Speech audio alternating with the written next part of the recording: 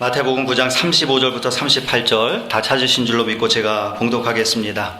예수께서 모든 도시와 마을에 두루 다니사 그들의 회당에서 가르치시며 천국 복음을 전파하시며 모든 병과 모든 약한 것을 고치시니라. 무리를 보시고 불쌍히 여기시니 이는 그들이 목자 없는 양과 같이 고생하며 기진함이라. 이에 제자들이 이르시되 추수할 것은 많되 일꾼이 적으니 그러므로 추수하는 주인에게 청하여 추수할 일꾼들을 보내주소서 하라 하시니라. 아멘. 오늘 먼저 오늘 본문 말씀으로 설교하게 된 배경에 관해서 말씀을 드리면서 오늘 설교를 시작하려고 합니다. 제가 이제 임마누엘 교회 담임 목사로 섬긴 지 3년이 딱 끝났습니다. 그리고 이제 4년 차가 되었어요. 우리 한국 속담에 서당계 3년이면 풍어를 읊는다 이런 말이 있죠. 잘 모르는 분들 계시더라고요. 쉽게 얘기하면 학교 옆에 사는 개가 3년만 살면 교과서를 뗀다 뭐 그런 이야기가 될 것 같은데요. 제가 서당계처럼 이제 풍어를 읊는 그런 때가 되었다 이런 말씀이 아니라 3년 정도면 뭐든지 다 익숙해지고 다시 한번 새롭게 점검할 시기가 되었다라고 하는 뜻입니다.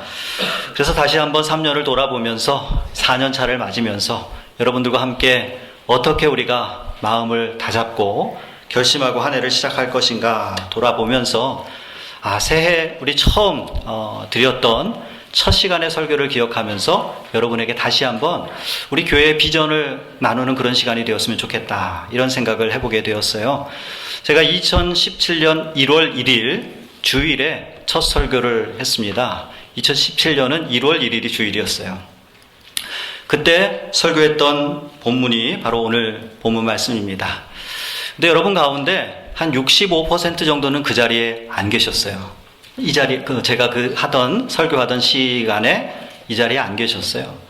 그리고 아마 계셨던 분들도 다 기억하시기 힘들지 않을까, 이렇게 생각을 해보게 되는데요. 우리 교회 비전이 무엇입니까? 주보 제일 앞에 보면 항상 매주 나갑니다. 표는 바뀌어도 비전은 바뀌지 않아요. 그래서 지금 보실 필요는 없고요. 끝나고 나서 한번 보시기 바라고.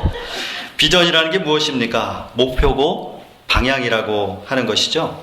우리가 목표가 분명해야 되고 방향이 있어야 됩니다. 우리가 되고자 하는 그런 목표가 있어야 될 것입니다. 우리 교회 비전을 한마디로 말씀을 드린다면 예수님을 닮는 신앙인이 되는 것입니다. 그래서 오늘 본문 말씀으로 그리스도를 본받아라고 하는 제목으로 여러분에게 말씀을 전하려고 합니다. 몇 년 전에 북한을 탈북한 외교관 태형호 씨가 이런 이야기를 언론에서 한 적이 있습니다. 자신의 아들이 영국에 있을 때에 외국인 학교에 다녔는데 수업 중에 존경하는 사람 이름을 쓰라는 과제가 있었다는 거예요. 근데 마침 같은 반에 한국인 학생이 있었는데 그 한국인 학생이 이순신 장군이라고 썼다는 겁니다. 태영호 씨의 아들이 이것을 보고 집으로 돌아와서 자기 아버지에게 아주 그냥 막 뿔이 나서 이야기를 하는 겁니다. 아버지, 남조선 아이가 존경하는 사람으로 이순신 장군이라고 썼는데 그가 도대체 누구고 김일성 장군님 외에 또 장군이 있는 겁니까? 하면서 막 따진다는 겁니다. 이 이야기를 하면서 태영호 씨가 이 이야기를 한 이유는 북한이 얼마나 김일성 일가를 우상화하고 또 그들을 본받고 싶어하고 닮고 싶어하는가, 사랑하는가에 관해서 실상을 알려주려고 했던 이야기입니다. 부정적인 모습으로 비춰주지만 또 우리가 그 가운데도 긍정적인 모습을 생각해 본다면 우리에게도 존경하는 사람이 있어야 될 것이고 특별히 우리 크리스찬들이 존경하고 본받고 싶어하는 사람은 바로 그리스도 예수가 되어야 되는 것이죠. 사도행전 11장 26절 말씀 보면 안디옥 교회 교인들이 제자가 되고 그들이 그리스도인이라 불리움을 받게 되었다라고 말씀하고 있습니다. 크리스찬은 예수님의 말씀을 따라 살아가는 제자들입니다. 예수님 닮는 사람이 바로 그리스도인인 것입니다. 히브리서 12장 2절 말씀 보니까 믿음의 주요 또 온전케 하시는 이인 예수를 바라보자고 했습니다. 우리 그리스도인들은 다른 것을 바라보고 따라가는 것이 아니라 오직 예수 그리스도를 바라보며 살아가야 될 줄로 믿습니다. 성도들은 정체성이 분명해야 되는 것입니다. 만약 누군가 당신에게 당신 정체가 뭐야? 묻는다면 나는 누구누구 아버지야. 나는 어떤 사람이야. 이야기하는 것보다 더 중요한 것은 난 그리스도인이야 라고 분명히 말할 수 있어야 되는 것입니다. 2015년에 우리 오레곤 남쪽에 있는 로즈버그 시 근처에 있는 엄프코아 커뮤니티 칼리지에서 13명이 사망하고 20명이 부상을 당하는 총기 난사 사건이 있었어요. 당시 범인이었던 학생이 총을 들고 다른 학생들에게 위협을 가하면서 질문했던 말이 네 종교가 뭐냐? 당신 종교가 무엇이냐고 질문을 할 때에 나는 크리스찬이다, 그리스도인이다 라고 말하는 사람은 쏴 죽였고요. 나는 무신론자다, 나는 다른 종교다 라고 이야기할 때 다리를 쏘거나 다른 부위를 쏘아서 살려주었다라고 합니다. 여러분, 그런 순간에도 난 그리스도인이다 라고 말할 수 있는 용기와 믿음의 담대함이 있어야 될 줄로 믿습니다. 오늘날 무늬만 그리스도인으로 사는 사람들이 많다라는 거예요. 종교란에는 기독교인이라고 쓰지만 전혀 예수를 따르지 않고 예수 닮지 않는 껍데기 크리스찬들이 많이 있습니다. 진짜 크리스찬은 그리스도를 본받아 주님 닮아 살아가는 사람들입니다. 예수를 주로 영접한 사람은 주님 닮으며 살아가야 되는 것입니다. 요한복음 14장 12절 말씀 보니까 예수님께서 이렇게 말씀하십니다. 내가 진실로 너희에게 이르노니 나를 믿는 자는 내가 하는 일을 그도 할 것이요. 우리가 이 말씀을 읽으면서 예수님 믿으니까 나도 예수님처럼 능력의 사람이 되어야 되겠구나. 이런 그 교훈을 얻는 것보다 앞서서 우리가 깨달아야 될 것은 예수님을 믿는 사람은 예수님 닮아서 예수님처럼 살아가야 된다라고 하는 말씀의 의미가 담겨져 있다라고 하는 것입니다. 여러분, 보통 아이들을 보면 부모님의 얼굴과 비교를 해보게 됩니다. 그래서 어떤 아이들을 보면 아빠 닮았네, 엄마 닮았네 이렇게 이야기를 하면 부모들이 좋아해요. 반대로 누구 닮았네 이야기한다면 기분이 좋지 않을 거예요. 저에게는 세 아이들이 있는데 저희 자녀들을 보면서 누군가 우리 조윤순 집사님 얼굴을 닮았네 이렇게 이야기한다면 제가 기분이 좋겠습니까? 안 좋겠습니까? 좋지 않을 것 같아요. 예, 마찬가지입니다. 우리가 우리 하나님의 자녀라고 한다면 예수님을 닮아야 되고 하나님의 성품을 닮아가야 될 줄로 믿습니다. 오늘 말씀을 통해서 우리가 그리스도를 닮고 예수님을 닮아 살아가는 성도 여러분 되시기를 주의 이름으로 축복합니다. 오늘 말씀을 통해서 세 가지로 말씀을 전하려고 합니다. 첫 번째로 예수님은 하나님의 말씀을 가르치셨습니다. 예수님을 다른 표현으로 부른다면 예수님은 선생님이시다 이렇게 말씀드릴 수가 있을 것 같아요. 예수님과 사람들이 만나는 곳에는 늘 하나님의 말씀이 전해졌습니다. 사람들은 예수님 앞에 모여서 말씀 듣는 것을 참 좋아했어요. 때로는 시간 가는 줄도 모르고 듣다가 저녁 시간이 되어서야 아이고 저녁이 되었구나 하면서 밥을 챙겨 먹기도 했습니다. 예수님은 참 좋은 선생님이요 설교가셨습니다.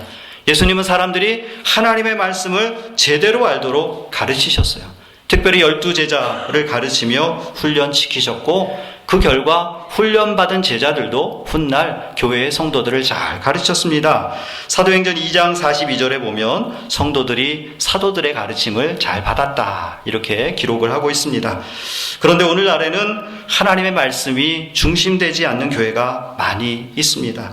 교회마다 사람들을 기쁘게 하기 위한 여러 가지 프로그램들이 난무하고 또 교회가 대형화되면서 그저 그냥 일요일에만 교인의 출석하는 썬데이 크리스찬들이 많아지고요. 성도수가 적은 교회들도 보면 마찬가지입니다. 먹고 사는 일로 바쁜 데다가 일할 사람도 적으니까 너무나도 일하는 게 힘들다라고 이야기하면서 가장 중요한 말씀 배우는 일을 피곤해하는 사람들이 많아졌어요. 그래서 교회에 와서 설교 시간에는 졸고 성경 공부 시간을 피해서 도망가는 사람들이 있다라고 하는 것입니다.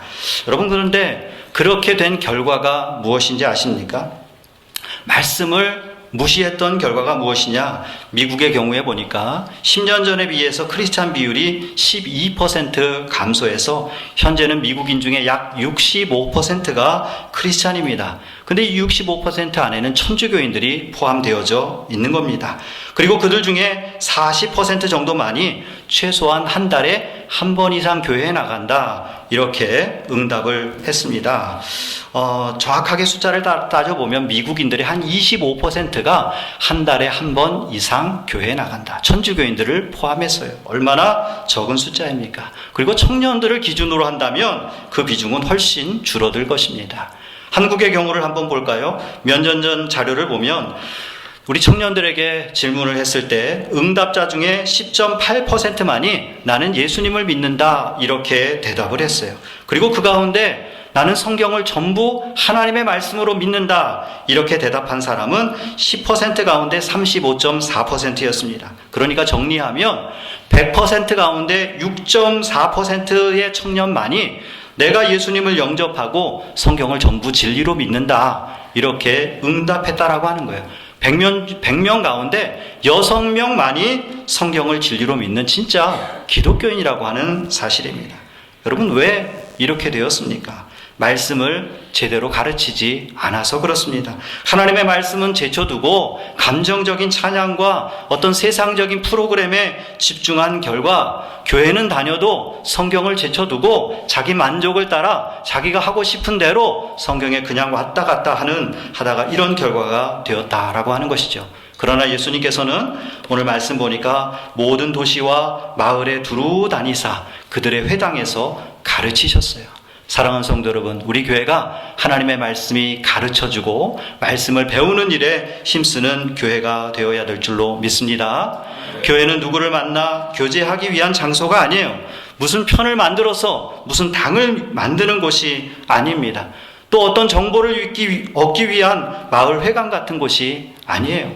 또 일주일에 한 번씩 맛있는 식사를 하기 위해서 방문하는 그런 한국 식당이 아니라고 하는 사실입니다. 물론 필요하죠. 그러나 그것이 목적이 되어서는 안 된다라고 하는 사실이에요. 하나님의 말씀이 기준이 되고 하나님의 말씀이 출발점이 되어야 진정한 교회요 그리스도의 공동체인 것입니다. 그러기에 우리가 모이면 무엇을 하면 좀 재밌는 게 없을까 생각하는 것이 아니라 어떻게 하면 하나님의 말씀을 들을까? 어떻게 하면 하나님의 말씀을 읽을까? 어떻게 하나님의 말씀을 배울까? 어떻게 하면 그 말씀대로 살아갈 수 있을까를 고민하는 그런 여러분 되시기를 주의 이름으로 축복합니다. 사람들은 육신의 삶을 위해서는 좀 많이 배우려고 해요. 우리 부모님들이 다른 거는 못해도 자녀 공부는 열심히 시키려고 하잖아요. 그래서 우리 자녀 교육 때문에 이민 오신 분들이 많이 있어요. 열심히 학위를 따고 무엇을 배우고 이러는 데는 욕심을 내면서도 정작 사람의 영을 살리는 하나님의 말씀을 배우는 데는 관심이 없다라고 하는 것이죠. 그러니까 자꾸 내 생각을 가지고 하나님의 말씀인 것으로 오해하고 착각합니다. 세상의 유행을 쫓아서 신앙생활 하다가 결국은 믿음을 포기하는 결과로 이어지는 것을 보게 됩니다. 사랑하는 성도 여러분, 하나님 말씀에는 역사하는 능력이 있습니다. 히브리서 4장 12절 말씀, 하나님의 말씀은 살았고 활력이 있어서 좌우의 날선 어떤 검보다도 예리하여 혼과 영과 관절과 골수를 찔러 쪼개기까지 하며 또 마음의 생각과 뜻을 판단하나니 우리의 결산을 받으실 이의 눈앞에 만물이 벌거벗은 것 같이 드러나느니라 했어요. 하나님의 말씀은 어떻다고요? 쪼개기까지 한다 그랬어요. 우리의 마음을 아프게 하고 또한 그 아픔의 과정을 통해서 우리를 새롭게 하는, 치료하는 것이 바로 하나님의 말씀입니다. 하나님의 말씀은 우리의 마음과 뜻의 생각을 판단하게 한다 그랬어요. 하나님의 말씀에 비춰볼 때 내 마음이 옳은 것인지 내가 올바른 방향으로 가고 있는 것인지를 깨닫게 하는 것이 바로 하나님의 말씀인 것입니다. 하나님의 말씀은 우리의 부끄러운 부분을 드러나게 하는 거예요. 우리는 날마다 하나님 말씀 앞에서 우리를 비춰보며 내가 하나님 앞에 죄인됨을 깨닫는 그런 삶을 살아가야 될 줄로 믿습니다. 올 한 해 우리 교회 표어가 아멘하여 하나님께 영광을 돌리는 교회다. 이런 교회가 되기를 원한다면 가장 중요한 일이 무엇입니까? 바로 하나님의 말씀을 사모하는 일이 가장 우선되어야 될 줄로 믿습니다. 그래도 감사한 것은 우리 교회는 하나님의 말씀을 배우는 일에 열심히 해요. 성경 공부를 지난번에 우리 지난 학기 때 할 때 보니까 한 성도님 중에 30% 정도가 주일 성경 공부와 주중 성경 공부에 참여를 하고 계시더라고요. 얼마나 감사해요. 근데 더 바라기는 올해는 한 50%, 아니 마음 같아서요 전부 다 하셨으면 좋겠지만 그래도 한 50% 정도는 하나님의 말씀을 붙잡고 날마다 씨름하고 기도하는, 또 묵상하는 그런 성도 여러분들이 되셨으면 좋겠어요. 그럴 때 우리 손에 좌우의 날성검같이 예리한 성령의 칼이 주어지는 것입니다. 그리고 그것을 가지고 나가서 이 세상 가운데 사단마귀 권세와 싸워 이길 때 믿음으로 승리하는 성도 여러분이 되실 줄로 믿습니다. 두 번째로, 예수님은 천국 복음을 전하셨습니다. 예수님을 다른 말로 부른다면 예수님은 전도자다. 전도사 예수님, 이렇게 부를 수가 있을 것 같아요. 예수님은 스스로 자신의 사명을 전도하는 것이라고 말씀해 주셨어요. 우리 성도님들이 교회 다니면서 제일 두려운 단어 가운데 첫 번째가 헌금이라 그래요. 두 번째 단어는 바로 전도라고 합니다. 그런데요, 예수님께서는 이것이 자신의 사명이라고 말씀하시면서 그것을 즐거워하셨어요. 마가복음 1장 38절 말씀 보니까 이르시되 우리가 다른 가까운 마을들로 가자. 거기서도 전도하리니 내가 이를 위하여 왔노라 말씀해 주셨고요. 누가복음 4장 43절에도 보니까 이르시되 내가 다른 동네들에서도 하나님 나라의 복음을 전하여야 하리니 나는 이 일을 위하여 보내심을 받았노라. 하나님께서 전도하라고 예수님을 이 땅에 보내셨다, 이렇게 말씀해 주시고 계십니다. 우리가 무엇을 전해야 됩니까? 복음을 전해야 될 것입니다. 복음이 무엇입니까? 오늘 35절에 보니까 예수님께서 천국 복음을 전파하시며 이렇게 말씀하셨는데, 천국의 복음은 하나님 나라의 왕이신 예수 그리스도께서 이 땅에 오셨다 라고 하는 것이 복음입니다. 하나님 나라가 이 땅 가운데 임하였다 라고 하는 것이 바로 복음이라고 하는 사실이에요. 그리고 하나님의 나라는 그리스도의 몸된 몸인 교회를 통해서 지금도 이 땅 가운데 계속해서 선포되어지고 있고, 하나님께서 새 하늘과 새 땅을 만드시는 그날에 완성될 것입니다. 이 복음을 우리가 전해야 될 줄로 믿습니다. 하나님의 말씀을 가르치는 것이 교회 안에서 우리 믿는 자들을 대상으로 하는 것이라면, 교회 밖으로 나가서 해야 될 것은 바로 전도하는 일이라고 하는 것입니다. 온 세계의 많은 크리스찬들이 전도하는 삶을 위해서 목숨을 걸고 그 일들을 감당했어요. 다른 곳 말할 것 없이 우리 한국을 한번 생각해 보세요. 150년 전에 미국에서, 영국에서, 또 수많은 나라에서 젊은 크리스찬들이 와서 선교사로 와서 목숨 걸고 복음의 씨앗을 뿌릴 때에 오늘 우리가 이렇게 예수 믿게 된 것 아니겠습니까? 우리도 나가서 주의 복음 전하는 그 전도의 사명 감당하는 여러분 되시기를 주의 이름으로 축복합니다. 아멘입니까? 아멘. 예, 요즘 제가 데이빗 플랫 목사님이 쓰신 복음이 울다라고 하는 책을 읽고 있습니다. 여러분, 사랑하는 성도 여러분, 책을 통해서 주님 주신 은혜에 아멘 하는 여러분 되시기 바랍니다.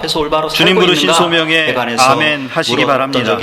또한 내가 받은 사명에 아멘 하시기 바랍니다. 내가 해야 할 헌신에 아멘, 내가 받을 복에 아멘 하시기를 주의 이름으로 축복합니다. 올해는 기도하며 아멘, 찬송하면서 아멘, 말씀 들으며 아멘, 그곳에 순종하며 아멘, 전도하면서 아멘 하는 여러분 되시기를 바랍니다. 2020년은 그리스도 안에서 약속을 이루신 신실하신 하나님의 말씀을 믿고 아멘 하여 모든 영광을 하나님께 돌리며 살아가는 그런 축복의 한 해가 되시기를 주의 이름으로 축원합니다. 그 시신을 찢어가지고 새들이 먹을 수 있는 먹이로 주는 천장이라고 하는 장례 의식도 벌어지고 있었고, 또 어떤 마을에 가보니까 죽은 사람의 시신을 강에서 태워 보내면서 다음 생에는 더 좋은 삶의 모습으로 태어나라고 이렇게 빌어주는 그런 마을도 있었고, 어떤 마을에 가보니까 7살부터 15살까지의 여자아이들이 하나도 없더라는 거예요. 무슨 일이냐? 인신매매범들에게 팔려가서 그 마을에 여자아이들이 남지 않게 된 그런 곳도 있었고, 또 어떤 곳에 가보니까 그저 태어날 때부터 알지 못하는 신에게 아침에 눈을 뜨면서부터 저녁에 잠들 때까지 다음 생에는 더 좋은 삶으로 태어나게 해달라고 비는 그런 사람들도 있었어요.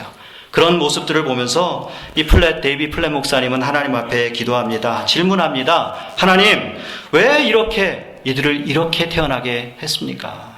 나는 예수 믿게 하시고 그런 좋은 환경에 태어나게 하셨는데 왜 이들을 이렇게 버려두시는 것입니까? 이렇게 질문을 하면서 그는 이 여행 중에 이런 일기를 씁니다. 하나님, 사랑합니다. 제 마음과 목숨과 힘과 뜻을 다해 주님을 사랑하고 싶습니다. 주님이 명령하신 대로 다른 사람을 내 자신처럼 사랑하고 싶습니다.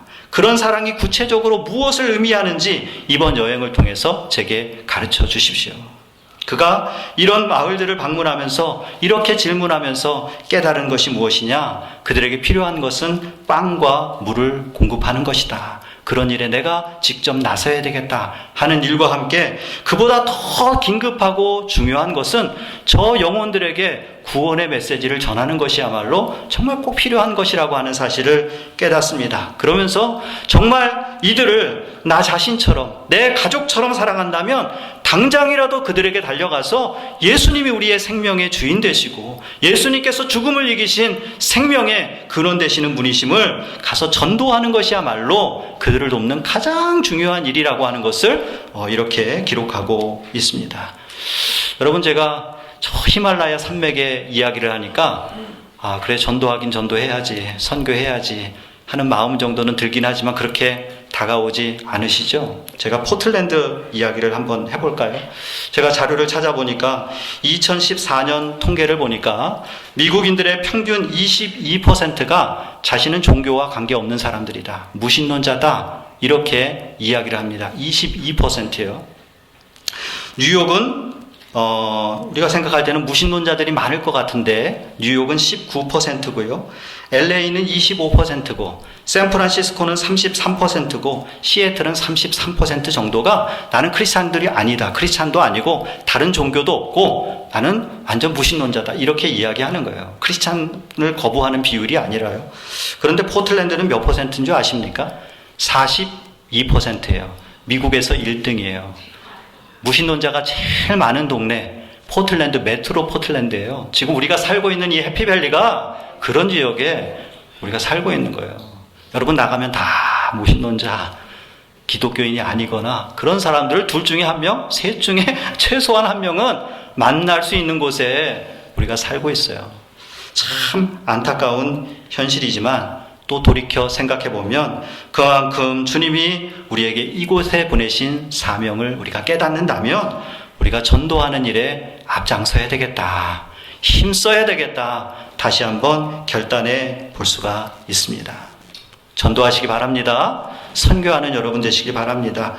요즘 주변에 우리 여러 성도님들이 하나님 앞에 돌아가시는 일들이 생기면서 죽음과 영생에 관해서 제가 설교를 준비하고 묵상하는 시간들을 많이 갖게 됐는데요. 그러면서 깨닫게 되는 것은 시간이 없다는 거예요. 전도하는 일을 뒤로 미룰 수 없다는 거예요. 전도하는 건 누구한테 대신해달라고 부탁할 수 없는 일이라고 하는 거예요. 사랑하는 성도 여러분, 이제는 우리가 다른 일로 싸우지 말고 서로 좀 전도하겠다고 싸우는 교회 되었으면 좋겠어요. 이제는 좀 내가 마음 아프다고, 마음 상했다고, 다른 일로 마음 상했다고 하지 말고 전도하다가 마음 한번 상해보는 여러분 되시기를 바랍니다. 이제는 우리가 예수님처럼 전도자의 삶을 살아가는 그런 임마누엘 교회 성도 여러분 되시기를 주의 이름으로 축복합니다. 세 번째로 예수님은 고치셨습니다. 예수님을 또 다른 말로 표현한다면 의사 예수님, 이렇게 말씀드릴 수가 있을 것 같아요. 오늘 본문 말씀해 보니까 예수님께서 모든 병과 모든 약한 것을 고치시니라. 여기서 고치시다라고 하는 헬라어 세라피오라고 하는 단어에서 영어 세라피라고 하는 단어가 나왔습니다. 예수님은 힐러예요. 힐링 하시는 분이 바로 예수님입니다. 예수님께서는 가르치시고 말로만 전도하지 않으시고 35절 말씀처럼 모든 병과 모든 약한 것을 직접 고치셨어요. 사랑이 필요한 곳에 사랑을 주셨고 격려가 필요한 곳에 격려를 주셨고 외로운 자에게 친구가 되어주셨고 병든 자를 고쳐주셨습니다. 예수님께서 그렇게 하신 이유가 무엇일까요? 그들을 불쌍히 여기셨기 때문이에요. 36절 말씀 보니까 무리를 보시고 불쌍히 여기시니 불쌍한 마음 가지고 예수님께서 나가셔서 세상을 고치신 것을 우리가 분명히 알 수 있습니다. 사랑하는 성도 여러분, 우리도 주님의 마음으로 세상을 치유하는 하나님의 사람들 되시길 바랍니다.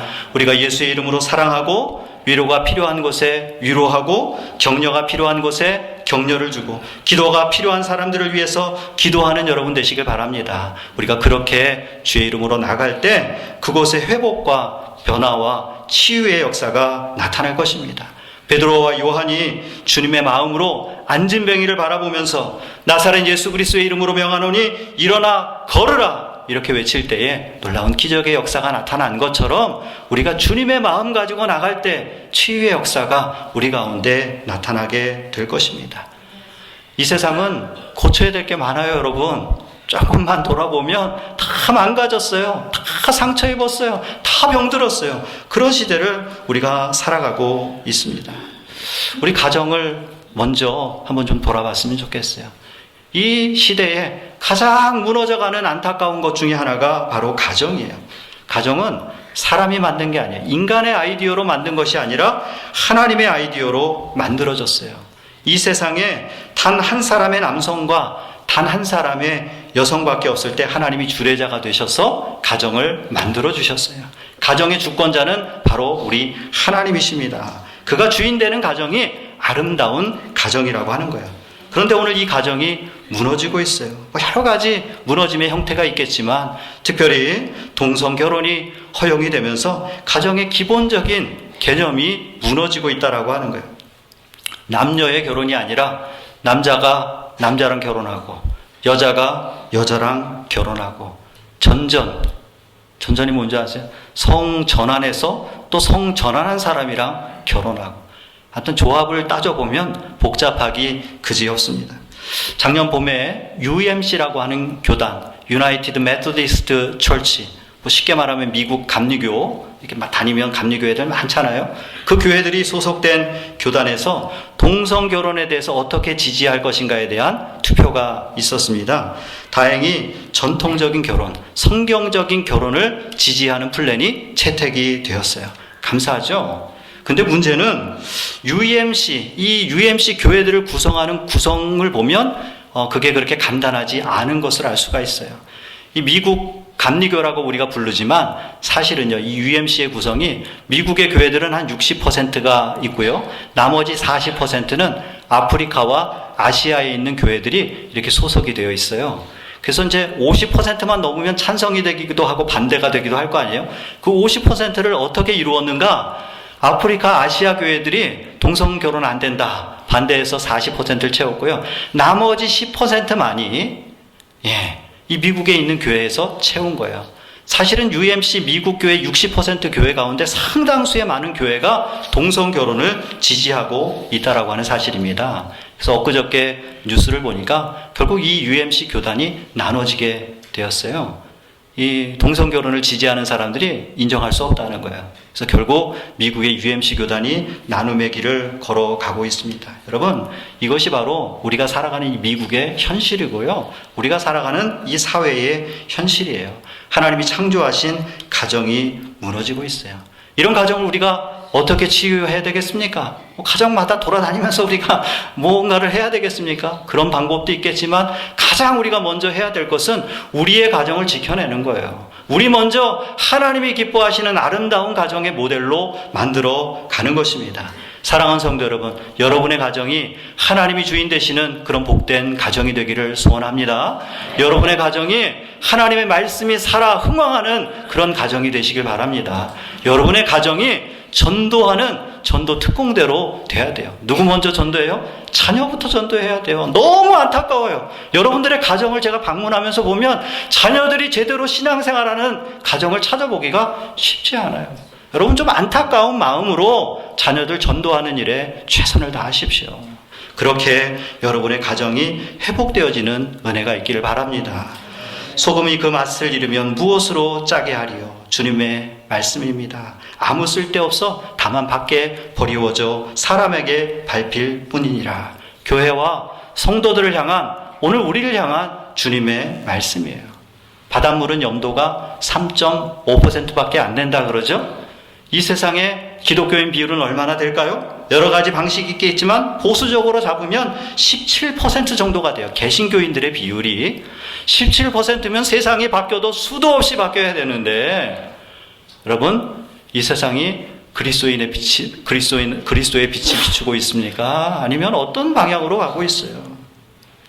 이제는 우리가 이 세상을 향해서 연약하고 병든 좀 지역사회를 섬기고 한인사회를 섬기고 특별히 비전을 잃어버린 다음 세대를 섬기는 그런 교회가 되었으면 좋겠어요. 앞으로 그런 교회로 나갈 수 있기를 주의 이름으로 축복합니다. 이제 말씀을 맺으려고 합니다. 초대교회 교부인 크리소스톰의 이야기로 말씀을 마칠까 하는데요. 여러분 잘 아는 대로 크리소스톰은 로마 황제로부터 아주 신앙이 좋다라는 이야기 때문에 예수를 믿는 믿음을 포기하라고 하는 압박을 심하게 받았습니다. 그리고 그는 결국 신앙을 포기하지 않았고 체포가 되었어요. 그를 체포한 후에 황제는 신하에게 이렇게 말하죠. 크리소스톰을 아무와도 대화할 수 없는 독방에 가두어라. 그러자 그 신하가 뭐라고 대답합니까? 황제님은 모르시는군요. 그를 감옥에 독방에 가두면 그는 더 좋아합니다. 왜냐하면 하나님, 그가 믿는 하나님과 기도할 수 있는 시간이 많아지기 때문이죠. 그 이야기를 듣고 황제가 다시 명령합니다. 그럼 극악무도한 나쁜 놈들이 있는 감방에 함께 가두어라. 그러자 신하가 고개를 흔들면서 다시 이야기합니다. 황제님, 그건 더 안 됩니다. 기독교인들은 전도하는 걸 최고의 일로 생각합니다. 아마 머지않아 그 감방이 기독교인들로 바뀌게 될 겁니다. 그러자 황제가 너무 화가 나서 또 말합니다. 그럼 어떡하냐? 당장 그놈의 목을 쳐라. 그러자 신하가 사색이 되어서 말하죠. 그건 그에게 상을 주는 것과 마찬가지입니다. 기독교인들은 순교를 최고의 상으로 여깁니다. 결국 어쩔 수 없이 그를 먼 곳으로 유배를 보냈어요. 우리 기독교 초대교회사에 실제로 있는 이야기입니다. 사랑하는 성도 여러분, 우리는 그리스도인입니다. 예수님께서 이 세상을 이기신 것처럼 세상에 절대 지는 사람이 아니라 세상을 이기고 세상이 우리를 두려워하는 사람들이에요. 다시 한번 우리 그리스도인들의 정체성을 회복하는 여러분 되시기 바랍니다. 오늘 본문 말씀 37절과 38절에 보면 예수님께서 추수할 것은 많되 일꾼은 적다 그랬어요. 그러면서 말씀하십니다. 주인에게 청하여 추수한 일꾼들을 보내주소서. 추수할 일꾼들 어디 있어요? 나예요. 내가 바로 주님이 하신 일들을 감당할 그 일꾼입니다. 주님 앞에, 우리 하나님 앞에 기도했으면 좋겠어요. 하나님, 내가 주님의 추수할 일꾼으로 사용되게 하여 주옵소서. 이 시대의 진정한 그리스도인 되어서 주님 닮아서 주님처럼 주님께서 맡겨주신 일들 감당하며 살아가는 크리스찬들 되게 하여 주옵소서. 사랑하는 임마누엘 교회 성도 여러분, 앞으로 가르치고 전도하고 고치신 주님 닮아서 하나님 말씀을 사모하고 나가서 전도하고 주의 사랑을 함께 나누는 그런 멋진 그리스도인들 되시기를 주의 이름으로 축복합니다.